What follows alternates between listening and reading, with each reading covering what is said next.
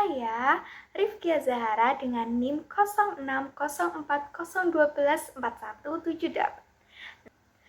Pada part keempat ini kita akan membahas mengenai tentang klasifikasi ahli waris.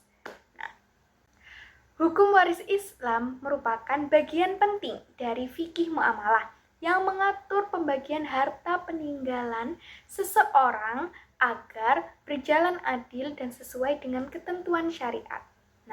Tujuan utama hukum waris ini itu untuk menjaga keseimbangan hak dan juga tanggung jawab setiap anggota keluarga, serta menghindari sengketa setelah pewaris meninggal dunia. Dalam Islam, ahli waris itu terbagi menjadi 3 jalur utama. Yang pertama, jalur nasab, yaitu hubungan darah antara pewaris dan ahli waris.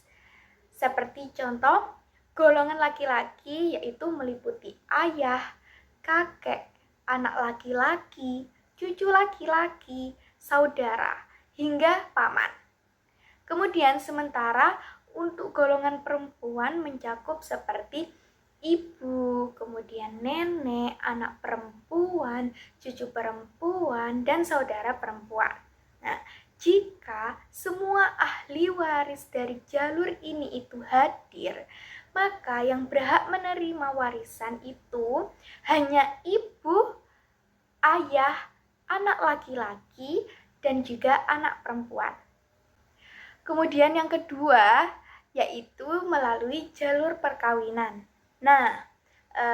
Jalur perkawinan ini itu hak waris yang timbul karena hubungan pernikahan yang sah.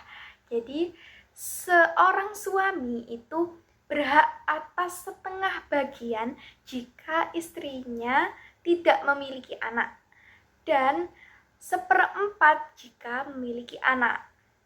Sebaliknya, seorang istri itu berhak atas 1/4 bagian jika suaminya tidak memiliki anak, dan 1/8 jika suaminya meninggalkan anak.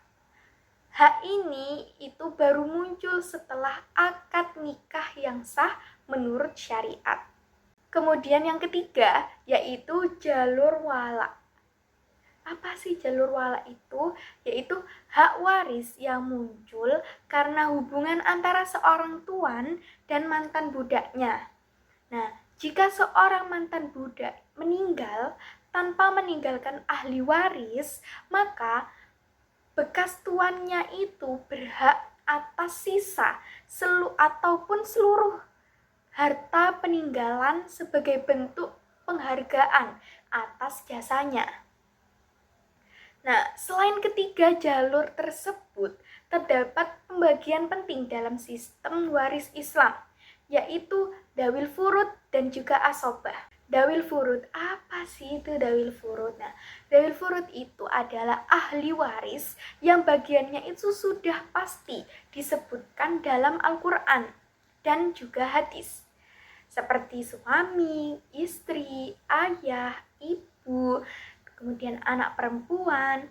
Setelah bagian mereka diberikan, sisa harta itu akan diwariskan kepada kelompok asobah.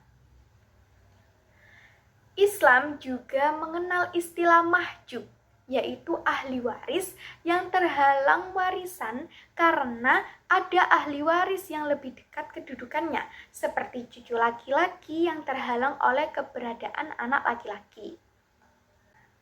Perbedaan bagian antara laki-laki dan perempuan dalam waris itu diatur dalam Al-Quran surat An-Nisa ayat 7. Pada surat ini dijelaskan bahwa laki-laki itu mendapat bagian 2 kali lipat dari perempuan. Ini tuh bukan karena perbedaan derajat, tapi karena perbedaan tanggung jawab. Jadi laki-laki kan berkewajiban untuk menafkahi keluarga, sementara perempuan itu tidak memiliki atau tidak dibebani atas kewajiban-kewajiban tersebut. Sistem waris Islam ini itu menunjukkan keadilan yang sangat proporsional, menyeimbangkan antara hak dan juga kewajiban setiap anggota keluarganya. Dengan memahami klasifikasi ahli waris ini, pembagian harta itu bisa berjalan sesuai dengan syariat, juga menghindari konflik dan menjaga keharmonisan keluarga sesuai dengan nilai-nilai yang Islam ajarkan. Kemudian, syarat dan rukun ahli waris akan saya jelaskan pada part selanjutnya, yaitu part 5. Jadi jangan bosan-bosan ya. Bye-bye. Terima kasih. Assalamualaikum.